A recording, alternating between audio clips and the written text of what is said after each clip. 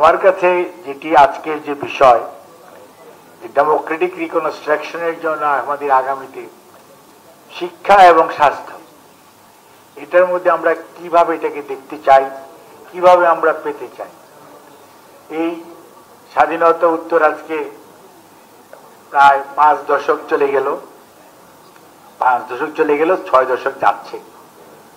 এই অবস্থার মধ্যে দাঁড়িয়ে আমরা কেউ খুশি না, না সাধারণ মানুষ খুশি, না যারা ওইখানে কর্মরত বিভাগে যারা কর্মরত আছে তারাও কেউ খুশি না, এবং বিভিন্ন অন্য প্রফেশনেও যারা আছে দে আর নট অলসো হ্যাপি, এবং দেশ যারা পরিচালনা করে দে আর অলসো নট হ্যাপি।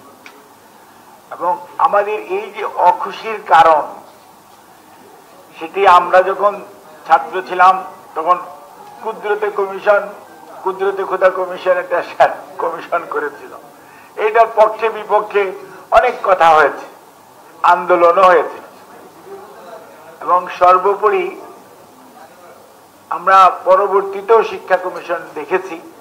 এবার হয়তো শিক্ষা কমিশন অন্তর্বর্তীকালীন সরকারের সময় কেন করে নাই, আমার কাছে মনে হয় গত প্রায় 13 মাস যাবৎ বাংলাদেশের শিক্ষা নিয়ে কেউ কথা বলে না। স্কুল কলেজে যেতে হবে এই কথা কোনো বাচ্চাদেরকে কেউ বলে না।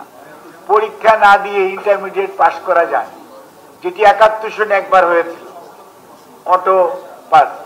আরেকবার দেখলাম এইবার। এটি আমাদেরকে কোথায় নিয়ে যাচ্ছে আল্লাহ রাব্বুল আলামিন বলতে পারে।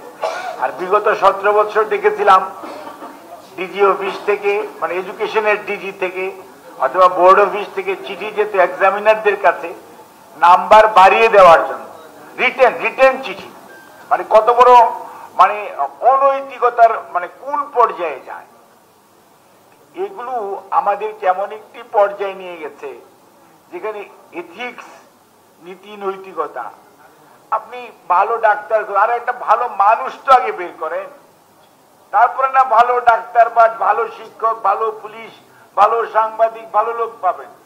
কিন্তু আমরা যে আমাদের যে নৈতিক শিক্ষা, যে শিক্ষাটা পরিবার থেকে হয় এবং পরবর্তীতে সমাজ থেকে হয়, সেই শিক্ষাটার আমরা কোন জায়গায় নিয়ে গেছি।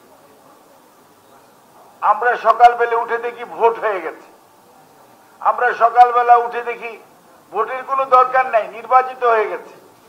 এটা যদি টপমোস্ট লেভেলে এইরকম একটি অবস্থা থাকে, অর্থাৎ গভর্নেন্সের কথা যেটা আনোয়ার হোসেন স্যার বললেন, গভর্নেন্স আসবে কোথায়? গভর্নেন্স স্টার্ট হয়েছে ক্রিমিনালিটি দিয়ে, তাহলে সেখানে গুড গভর্নেন্স তো নাই। আর গুড আর ব্যাড তো এখানে মানে এটাখানে ব্যাডের সুপারলেটিভ ডিগ্রি কোনটা হবে আই ডোন্ট নো। আচ্ছা, আমাদের আজকে যে অধপতন, এই অধপতনের জন্য সবচেয়ে বেশি দায়ী যারা, তারা হচ্ছে those who are the policy maker, আর আমাদের যারা ইনভলভ ছিল। এবং আমি সব সময় বলি এই দেশের বড় সমস্যা শিক্ষিত মানুষ।